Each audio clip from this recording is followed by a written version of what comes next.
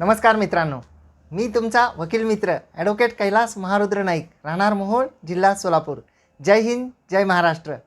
जसं की आज आपण विषय दिलेला होता की जामीनदाराची जप्ती करता येते का, आणि कर्जदार जर असेल तर त्या कर्जदाराने एखादी मिळकत, स्थावर किंवा जंगम मिळकत ही त्या बँकेकडे, फायनान्सकडे गहाण देऊन जर कर्ज प्रकरण घेतलेलं असेल, त्याला आपल्यापैकी कुणी जामीनदार असतील तर ती गहाण ठेवून घेतलेली जी मिळकत आहे, मॉर्गेज्ड प्रॉपर्टी, तर ती मॉर्गेज्ड प्रॉपर्टीचा लिलाव न करता, त्याची विक्री न करता, त्यातून रक्कम वसूल न करता, आणि जो कर्जदार आहे त्या कर्जदाराकडून वसुली न करता डायरेक्ट फक्त जामीनदारांकडून कर्जाची वसुली करता येईल का? तर अजिबात नाही. असा विषय आज आपण घेतलेला होता. तर आपल्या सर्वांना माहीत आहे की बऱ्याच वेळा आपले मित्र असतात, नातेवाईक असतात, शेजारी असतात, गावातील असतात, परिचित असतात, अनेक वर्षाचे संबंध असतात. त्यामुळं कोणी आपल्या प्रापंचिक अडचणीसाठी असेल, कोणी मुलांच्या लग्नासाठी असेल, कोणी शेती सुधारण्यासाठी असेल, कोणी मिळकत खरेदी घेण्यासाठी असेल, किंवा कोणी वाहन खरेदी घेण्यासाठी असेल, हे कर्ज प्रकरणं करत असतात. आणि त्या कर्ज प्रकरणासाठी जामीनदार लागतात. आपल्याला माहीत आहे की कर्ज प्रकरणासाठी साधारणपणे 2 जामीनदार घेतले जातात. आणि हे जे 2 जामीनदार असतात यांचा ह्या करारपत्रामध्ये खूप महत्त्वाचा असा रोल असतो. त्या करारपत्रामध्ये त्या जामीनदारांची जी जबाबदारी असते ती एकत्रित आणि संयुक्तिक अशी दोन्हीही प्रकारची जबाबदारी असते.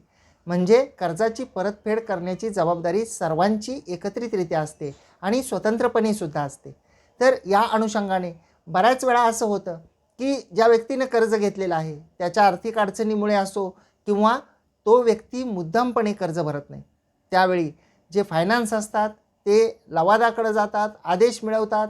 ज्या बँका असतात किंवा फायनान्सचे काही प्रकरणं असतात ते दिवाणी न्यायालयामध्ये जातात आणि दिवाणी न्यायालयाकडून आदेश मिळवतात रकमेच्या वसुलीचा. आणि रकमेच्या वसुलीचा आदेश झाल्यानंतर बरेच जण जे आपल्यापैकी आहेत ते बरेच लोक हे त्या लवादाकडून आलेल्या नोटिसा असतील, एवढंच नाही तर न्यायालयामार्फत आलेल्या नोटिसा असतील तर त्या नोटिसा घेत नाहीत, त्या ठिकाणी जाऊन आपलं म्हणणं मांडत नाहीत. त्यामुळे एकतर्फा आदेश होतो आणि त्यानंतर जे आहे ते पुढची प्रक्रिया सुरू होते. जेव्हा त्या वसुलीच्या केसमध्ये न्यायनिर्णय येतो आणि त्या न्यायनिर्णयाच्या अंमलबजावणीसाठी न्यायालयामध्ये दरखास्त दाखल केली जाते, न्यायालयामार्फत त्या रकमेची वसुली केली जाते, तर त्यावेळी जेव्हा नोटीस येते त्यावेळी आपल्या असं लक्षात येतं की आपल्या विरुद्ध तर हुकुमनामा होऊन गेलेला आहे. आणि सुरुवातीला कारणे दाखवा नोटीस असते, त्यानंतर स्थावर आणि जंगम मालमत्तेच्या जप्ती संदर्भातले जो आहे तो अर्ज त्या डिक्री होल्डरकडून ज्याने हुकुमनामा मिळवलेला आहे ते देतात. त्याप्रमाणे आदेश होतो आणि आपल्या मिळकतीची जप्ती, लिलाव आणि विक्री हे सुद्धा होऊ शकतं. यामध्ये आजचा विषय जो महत्त्वाचा आहे तो की कर्जदार जो आहे त्या कर्जदाराकडून वसुली न करता डायरेक्ट जामीनदारांकडून वसुली करता येईल का? तर या अनुषंगानं सर्वोच्च न्यायालयाचा एक खूप जुना न्यायनिर्णय आहे, AIR 1987. मी वकील मित्रांसाठी रिपीट करतोय, AIR 1987, Supreme Court, page number 1078. AIR 1987, Supreme Court, page number 1078. आणि या न्यायनिर्णयामध्ये युनियन बँक ऑफ इंडिया विरुद्ध Manku Narayana, Union Bank of India विरुद्ध मनकू नारायणा या केसमध्ये माननीय सर्वोच्च न्यायालयाने असे निष्कर्ष नोंदवलेले होते की execution decree against principal debtor, guarantor and also against mortgaged property. म्हणजे कर्जदाराविरुद्ध हुकुमनामा झाला, मॉर्गेज्ड प्रॉपर्टी संदर्भात झाला. Decree holder bank should proceed against the mortgaged property first and then proceed against the guarantor.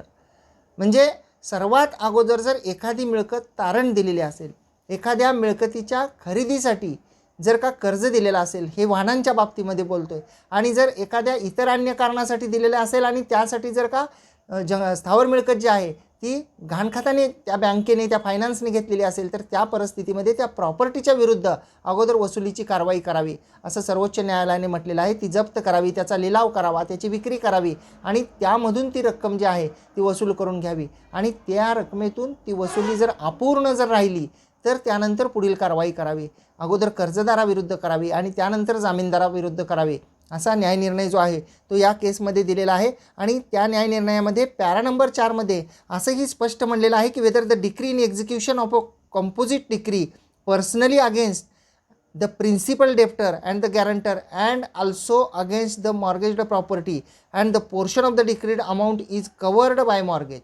म्हणजे जी रक्कम त्या दिलेल्या प्रॉपर्टीच्या विक्रीतून जर का कव्हर होत असेल तर decree holder bank has to proceed against the mortgaged property first. पहिल्यांदा त्या मिळकतीच्या विरुद्ध जी आहे ती कारवाई केली पाहिजे and then proceed against the guarantor, म्हणजे जो कर्जदार आहे त्याच्याबद्दल सुद्धा. आणि मग शुअर्टीचा जे जामीनदार आहेत त्यांचा विषय हा त्यानंतर येतो. तर हा एक माननीय सर्वोच्च न्यायालयाचा जो आहे तो न्यायनिर्णय होता. या अनुषंगाने एक दुसरा महत्त्वाचा जो मुद्दा आहे तो बऱ्याच लोकांना हे प्रॉब्लेम फेस करावे लागलेले आहेत की काय होतं की एखादी व्यक्ती कर्ज घेते, कर्ज घेतल्यानंतर ज्यावेळी कर्जाची थकबाकी राहते, कर्ज थकीत राहतं, त्याला 2 जामीनदार असतात आणि ती व्यक्ती मयत होते. ती व्यक्ती मयत झाल्यानंतर जर का ज्यांच्याकडून कर्ज घेतलेलं आहे, बँका फायनान्स असतील किंवा इतर कोणी खाजगी लोक असतील, तर त्यांची जबाबदारी ही आहे की त्यांनी दावा दाखल करीत असताना त्या कर्जदाराच्या सर्व वारसांना दाव्याच्या कामी समाविष्ट करणं हे खूप गरजेचं असतं आणि त्यांनी ते समाविष्ट करून योग्य ते न्यायालयाकडून आदेश घ्यावा लागतो. एक माननीय मुंबई उच्च न्यायालयामध्ये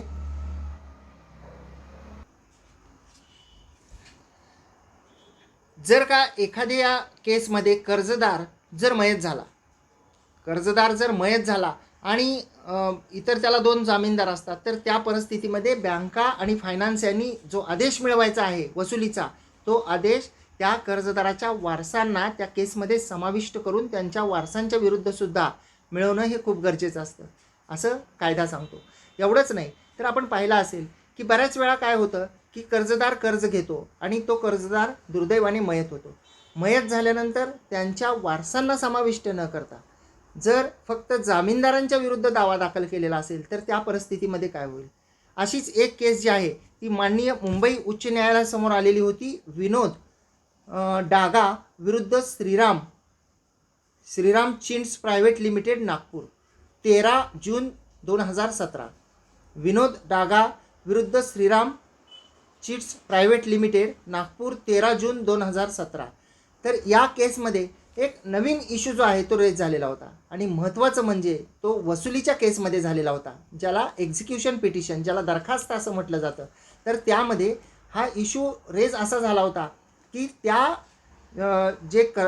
हे आहे ज्यांनी कर्ज दिलं होतं तर त्यांनी ज्याने कर्ज घेतलं तो कर्जदार मयत झाला म्हणून डायरेक्ट दावा हा जो आहे तो जामीनदारांच्या विरुद्ध केलेला होता.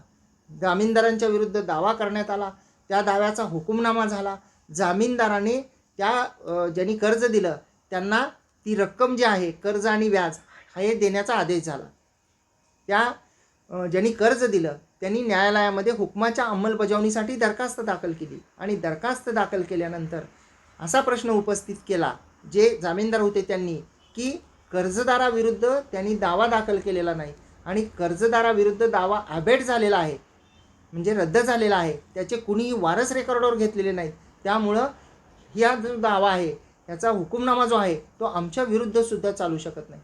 त्याच्यामध्ये खालच्या दिवाणी न्यायालय कनिष्ठ स्तर यांचेपासून जिल्हा न्यायालय त्यानंतर माननीय मुंबई उच्च न्यायालयामध्ये जेव्हा ही केस गेली तेव्हा माननीय मुंबई उच्च न्यायालयाने काही महत्त्वपूर्ण असे जे आहेत ते निष्कर्ष याच्यामध्ये नेमलेले आहेत आणि त्या निष्कर्षाच्या अनुषंगानं त्यातले सर्वात महत्त्वाचे जे निष्कर्ष आहेत ते निष्कर्ष जो कॉन्ट्रॅक्ट ॲक्ट आहे त्या कॉन्ट्रॅक्ट ॲक्टमधल्या ज्या वेगवेगळ्या तरतुदी आहेत जसं की 126 आहे, 128 आहे, 134 आहे, एवढंच नाही तर 139 आणि 140 सुद्धा आहे.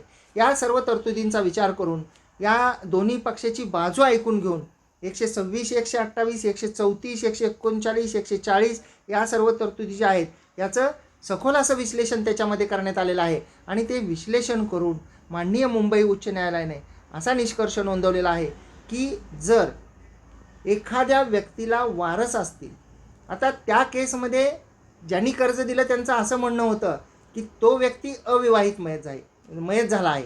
आपल्या सर्वांना माहीत आहे की हिंदू सक्सेशन ॲक्टमध्ये म्हणजे जो वारसा कायदा आहे, भारतीय वारसा कायदा असेल, हिंदू वारसा कायदा असेल, याच्यामध्ये क्लासेस दिलेले आहेत की पहिल्या वर्गामध्ये कोण वारस येतात, ते नसतील तर दुसरा वर्ग, ते नसतील तर तिसरा वर्ग, ते नसतील तर चौथा वर्ग. आणि जर एखाद्या व्यक्तीला पहिल्या वर्गातील नसतील तर ते वर्ग जे आहेत ते खाली त्याप्रमाणे जातील. परंतु या केसमध्ये त्यांचं म्हणणं असं होतं की ही व्यक्ती अविवाहित मयत आहे आणि त्याला कोणीही वारस नाही, म्हणून फक्त आम्ही जामीनदारांच्या विरुद्ध ही दावा दाखल केला आणि हुकुमनामा मिळवला. परंतु त्यामध्ये त्या व्यक्तीच्या नावे इन्शुरन्स होता आणि इन्शुरन्सचे जे पैसे आहेत ते त्यांचे जे सेकंड क्लासचे दुसऱ्या वर्गाचे जे वारस आहेत त्यांनी ते इन्शुरन्सचे पैसे मागण्यासाठी क्लेम केलेला होता. म्हणजेच त्या व्यक्तीला वारस आहेत असं त्यामध्ये सिद्ध झालेलं होतं. आणि वारस असताना वारसाच्या विरुद्ध दावा दाखल केला नाही. वारसाच्या विरुद्ध दावा न दाखल करता फक्त जामीनदाराच्या विरुद्ध दावा दाखल केला. आणि एवढंच नाही तर जामीनदाराच्या विरुद्ध हुकुमनामा मिळवून जामीनदाराकडून ती वसुली केली जात आहे या अनुषंगानेची ती केस होती. त्यामध्ये माननीय मुंबई उच्च न्यायालयाने असे निष्कर्ष नोंदवलेले आहेत की फक्त जामीनदाराच्या विरुद्ध दावा दाखल करता येत नाही. दावा एक कर्जदार मयत झाल्यानंतर जर अबेट झालेला असेल तर ती अबेटमेंट म्हणजे तो जो क्लेम आहे, क्रेडिटर जो आहे ज्यांनी कर्ज दिलं यांनी त्या जामीनदाराच्या कर्जदाराच्या वारसाबद्दल कोणताही जे आहे ते स्टेप्स घेतल्या नाहीत. त्यामुळे या जामीनदारांना सुद्धा ते कर्ज भरण्याची आवश्यकता नाही, कारण तुम्ही कर्जदाराच्या वारसाविरुद्ध कोणत्याही स्टेप्स घेतलेल्या नाहीत. त्यामुळं आणि सर्वात महत्त्वाचं म्हणजे हा मुद्दा जो आहे तो एक्झिक्युशन पिटिशनमध्ये म्हणजे दरखास्तीमध्ये सुद्धा उपस्थित करता येईल असा सुद्धा निष्कर्ष त्या केसमध्ये नोंदवण्यात आलेला आहे. थोडक्यात सांगायचं म्हणजे जे क्रेडिटर्स आहेत, ज्या बँका आहेत, ज्या फायनान्स आहेत, त्यांनी ज्यावेळी एखादा कर्जदार मयत होतो तर जर तो दावा दाखल करायच्या अगोदर मयत झालेला असेल तर त्याला दावा दाखल करताना वारस म्हणून समाविष्ट करणं गरजेचं आहे. दुसरी महत्त्वाची गोष्ट म्हणजे की जेव्हा दावा चालू असताना कर्जदार एखादा मयत होईल तर त्याचे वारस रेकॉर्डवर घेणं गरजेचं आहे. आणि हुकुमनामा झाल्यानंतर सुद्धा एक्झिक्युशन जे पिटिशन आहे, जे अंमलबजावणीचा अर्ज आहे, ज्याला दरखास्त म्हटलं जातं, तर त्या दरखास्तीमध्ये सुद्धा जर कर्जदार मयत असेल तर कर्जदाराचे वारस रेकॉर्डवर घेणे हे खूप गरजेचं आहे. जर कर्जदाराचे वारस रेकॉर्डवर न घेता फक्त जामीनदाराच्या विरुद्ध अर्ज चालवून जामीनदाराच्या विरुद्ध जर आदेश मागितले तर ती दरखास्त कायद्याने चालू शकत नाही. आणि या आत्ताच्या माननीय मुंबई उच्च न्यायालयाच्या केसमध्ये माननीय मुंबई उच्च न्यायालयाने जे जामीनदार होते त्यांनी दरखास्त रद्द करण्याचा जो अर्ज दिलेला होता तो अर्ज मंजूर केलेला होता. आणि एवढंच नाही तर ती दरखास्त रद्द करण्यात यावी असा आदेशसुद्धा जो आहे तो या केसमध्ये पारित केलेला आहे. म्हणजे जे वकील मित्र आहेत त्यांच्यासाठी याच्यातले जे महत्त्वपूर्ण लॉ पॉईंट्स आहेत की whether the question of legality of the decree will be challenged in the execution petition or not. Yes, it can be challenged if the decree is passed by the same court. म्हणजे त्याची कायदेशीरता execution पिटिशनमध्ये सुद्धा आपल्याला challenge करता येईल. आणि महत्त्वाचं म्हणजे when there is no claim, when creditor never take any kind of steps against the principal debtor, then under such circumstances the surety are not liable to pay the debts असं सुद्धा आहे. तर हे दोन्ही केस लॉ आहेत जे मी coat केले वकील मित्रांसाठी. ही जी माहिती होती ती मी आपल्या सर्वांसाठी शेअर केली. म्हणजे अगोदर कर्जदाराची मिळकत, त्यानंतर कर्जदार आणि त्यानंतर जामीनदार, जर त्यातून रिकव्हरी पूर्ण नाही झाली तरी. तर हा आजचा होता व्हिडिओ, हा आजचा आपला विषय होता. तुम्हाला ही माहिती जर आवडली असल्यास निश्चितपणे एक लाईक करा. माहिती कशी वाटली याबद्दल कॉमेंट करा. आणि ही माहिती सर्वांपर्यंत पोहोचण्यासाठी या व्हिडिओला जास्तीत जास्त शेअरसुद्धा करा, जेणेकरून सर्वांमध्ये या बाबतीतली जागृती होईल. धन्यवाद.